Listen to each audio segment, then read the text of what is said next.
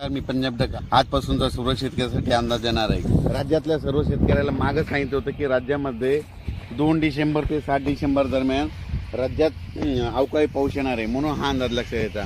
पण राज्यामध्ये सांगायचं झालं त्याला आभाळ कमी येईल म्हणून असं म्हणलं होतं, तर तुम्ही बघू शकता आज ढगाळ वातावरण झालेलं आहे, हे अंदाज लक्षात येतं। आणि आज राज्यात थंडी कमी होईल म्हणून सांगितलं होतं, पण राज्यात मात्र 2 डिसेंबर ते 3, 4, 5, 6, 7 डिसेंबरपर्यंत राज्यात अवकाळी पावसाची शक्यता आहे, म्हणून हा अंदाज लक्षात येतो। पण राज्यातल्या सर्व शेतकऱ्याला सांगू इच्छितो की हा पाऊस समजा सांगायचं झालं तर हिंगोली जिल्हा, यवतमाळ जिल्हा, नागपूर जिल्हा, तसेच नांदेड जिल्हा, परभणी जिल्हा, वाशिम जिल्हा, तसेच बुलढाणा जिल्हा, त्याच्यानंतर जालना जिल्हा, बीड जिल्हा, लातूर, धाराशिव, सातारा, सांगली, सोलापूर, नगर जिल्हा, त्याच्यानंतर इकडलं बघितलं तर निफाड, मालेगाव, नाशिक, जळगाव या भागामध्ये ह्यामध्ये 3, 4, 5, 6च्या दरम्यान भाग बदलत तुरळक ठिकाणी पाऊस पडणार आहे, म्हणून हा अंदाज लक्षात येतात।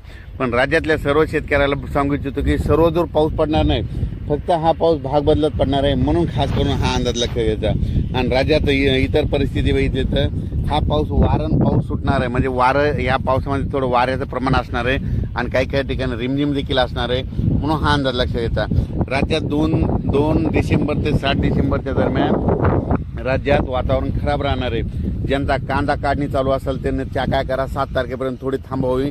आणि बऱ्याच शेतकऱ्याची मका अशी काढून टाकलेली आहे, तर त्यांनी काय करा, झाकण्याची तयारी ठेवावी, म्हणून हा अंदाज लक्षात येतात। पण राज्यात मात्र 2 ते 7 दरम्यान हा अवकाळी पाऊस आहे, सर्वदूर पडणार नाही, फक्त भाग बदलत पडणार आहे, म्हणून हा अंदाज लक्षात येतात। आणि त्याच्यानंतर 8 डिसेंबरपासून परत राज्यात थंडीला सुरुवात होणार आहे, म्हणून हा अंदाज लक्षात येतात। बऱ्याच ठिकाणी म्हणजे सांगायचं झालं तर हा पाऊस सांगायचं होतं पश्चिम महाराष्ट्रात, सातारा, सांगली, सोलापूर तिकडं, त्याच्यानंतर बीड, लातूर, धाराशिव, सोलापूर जिल्हा, त्याच्यानंतर नांदेड जिल्हा, परभणी जिल्ह्यात ह्या भागामध्ये थोडं प्रमाण जास्त राहणार आहे।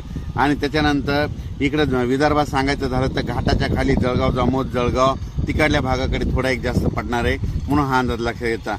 त्याच्यानंतर बुरमपूर, त्याच्यानंतर निफाड, मालेगाव, मनमाड त्या भागामध्ये एक असणार आहे, शिर्डी भागात देखील थोडा पडणार आहे, म्हणून हा अंदाज लक्षात येतात।